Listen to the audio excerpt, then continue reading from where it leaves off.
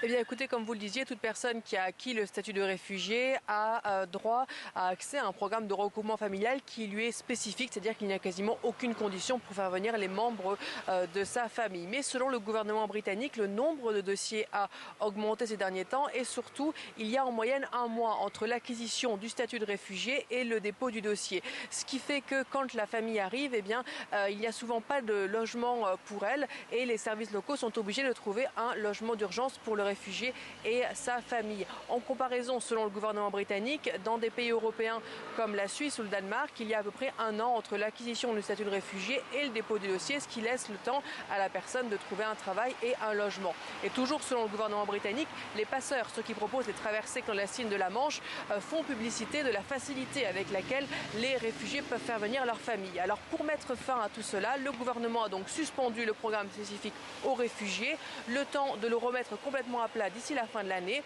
Et pendant ce temps-là, les réfugiés sont donc soumis au même programme de regroupement familial que toutes les personnes s'installant au Royaume-Uni depuis un pays étranger. C'est-à-dire qu'elles devront prouver qu'elles gagnent au minimum l'équivalent de 32 000 € par an, qu'elles ont un logement et les personnes arrivant au Royaume-Uni, donc les membres de leur famille, doivent aussi avoir un niveau d'anglais minimal. Selon les associations, ce sont des critères qui sont quasiment impossibles à remplir pour les réfugiés et leurs familles.